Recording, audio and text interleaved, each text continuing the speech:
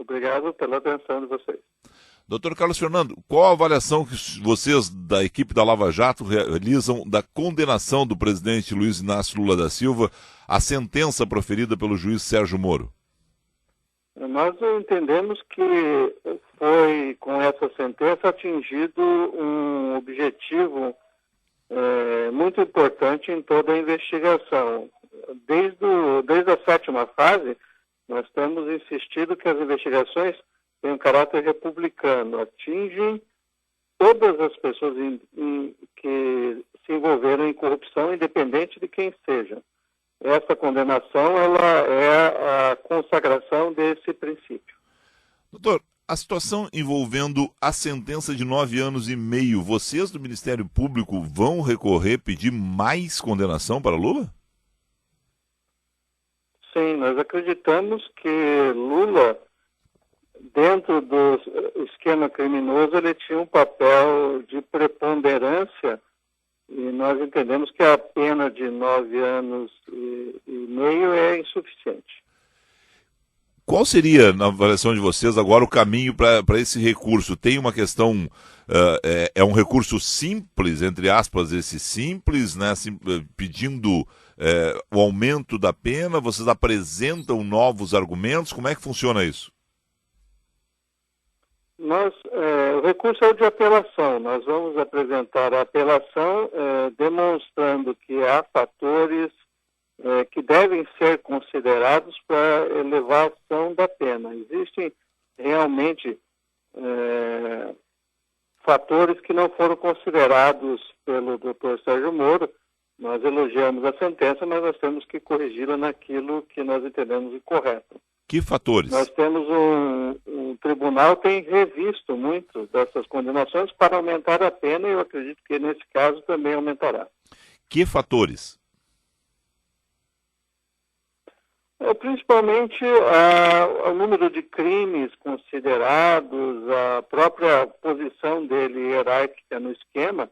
Nós não podemos admitir que, por exemplo, condenações de José Dirceu, por exemplo, seja maior que a de Lula. Lula tinha um papel de preponderância no esquema. Tá. O PT diz o seguinte, que inclusive confia no Tribunal Regional Federal, na segunda instância, Tribunal Regional Federal da 4ª Região, porque recentemente reformou a sentença de Vaccari, absolvendo Vaccari. Né? O senhor lembra José Dirceu, que já teve recursos e foram mantidos as condenações. Né?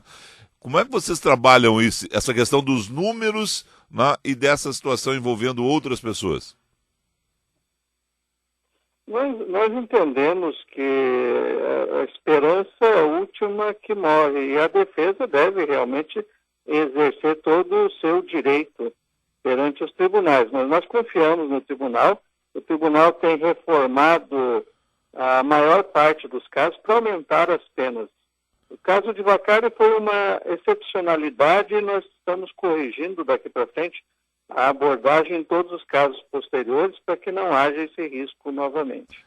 Que abordagem vocês estão corrigindo? Nós estamos corrigindo a abordagem, estamos enfatizando as provas com mais cuidado nos recursos de apelação, estamos alertando os desembargadores para todas as provas constantes no processo. Os processos são muito grandes, têm inúmeros anexos, então às vezes é preciso alertar os desembargadores de todas as provas existentes, mesmo aquelas que não foram, às vezes, mencionadas na sentença.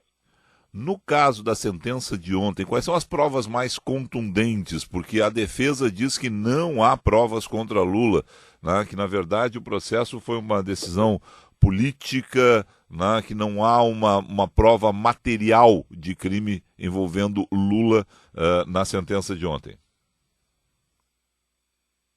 As provas são evidentes, há abundância de provas no caso de Lula. Nós temos desde documentos rasurados mostrando que desde o começo ele tinha interesse, estava relacionado com o triplex.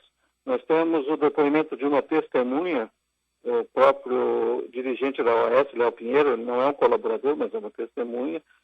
nós temos afirmações de engenheiros, pessoas envolvidas na OAS, nós temos fotos, por exemplo, de bens apreendidos que estavam encaixotados com destino à praia, por exemplo.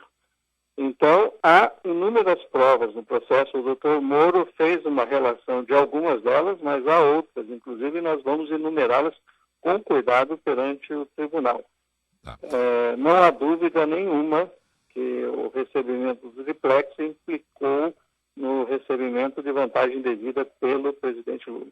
Os advogados de defesa do ex-presidente divulgaram uma nota, né, e já falaram até aqui, né, no qual afirmam que o julgamento foi tendencioso e politicamente motivado. No documento, Cristiano Zanin Martins e Valesca Zanin Martins, dizem que nenhuma evidência crível de culpa foi produzida e que provarão a inocência do ex-presidente em todas as cortes, não tendenciosas, incluindo as Nações Unidas.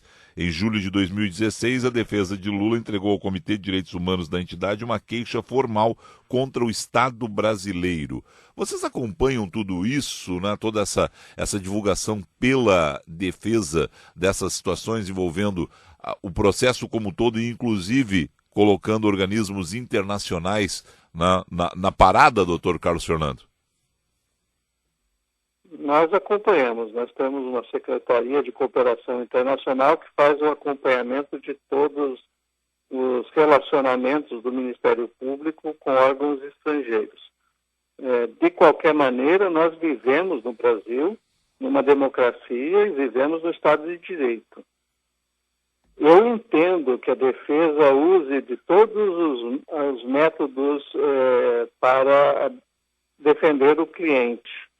Entretanto, duvidar da justiça brasileira não é a melhor forma de defesa, e nós vamos defender sempre que a justiça brasileira é soberana para analisar esse caso. Desde ontem, mais uma vez, veio à tona a questão das eleições 2018 e que o Ministério Público Federal, no caso a equipe da Lava Jato, colocam também o juiz Sérgio Moro com a sua sentença nisso, estão querendo, na verdade, atrapalhar a eleição de 2018, tirando uma candidatura viável como a candidatura de Lula. Como vocês respondem a esse tipo de crítica política?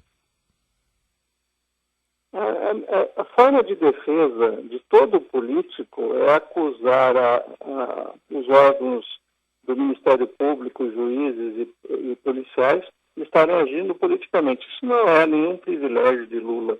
Isso é feito por todos os outros, seja Temer, seja Cunha, seja qualquer um deles. É a forma que o político usa para tentar esconder a sua responsabilidade, tentar confundir a população. Nós não nos preocupamos com isso. Nós vamos provar perante o tribunal e temos certeza que o tribunal não só confirmará a condenação, como aumentará a pena. Tá. E uma última questão, né? O PT monta a partir de agora manifestações públicas. Vocês temem de alguma forma, acompanham isso de alguma forma e temem alguma manifestação pública mais forte contra o Ministério Público Federal? Não cremos que isso mobilize realmente a população. Nós sabemos que existem movimentos sociais que apoiam o ex-presidente, independente do que ele faça ou tenha feito no passado.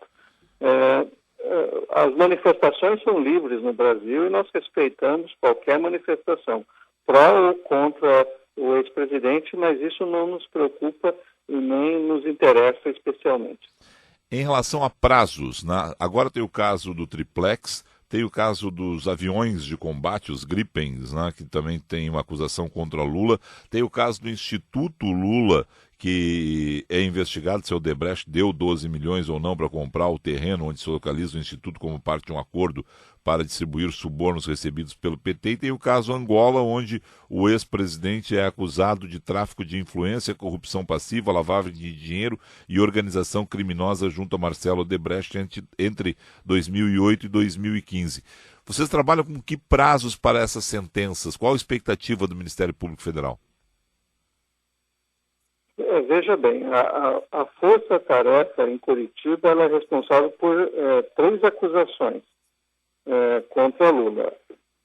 A primeira delas já foi julgado. Nós temos ainda as acusações envolvendo o Instituto Lula, o terreno do Instituto Lula, e também o sítio, que não foi mencionado.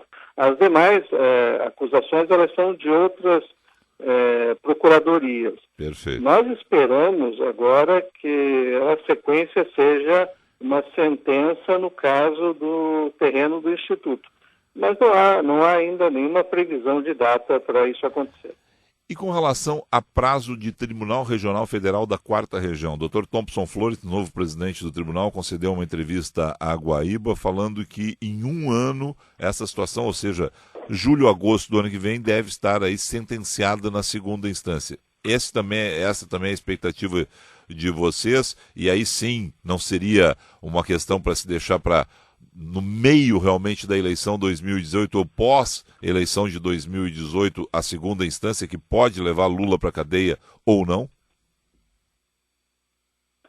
Eu creio que até em menos de um ano essa sentença seja confirmada pelo tribunal.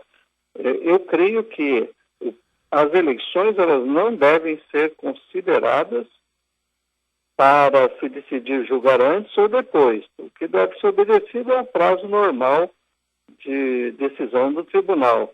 Nós não podemos contaminar a justiça com questões políticas e políticas eleitorais. Então, eu creio que em menos de um ano nós teremos o julgamento dessa apelação e creio que depois isso influenciará as eleições ou não, mas isso é apenas uma decorrência da condenação em segundo grau, mas não que nós devamos influir o processo político, efetivamente.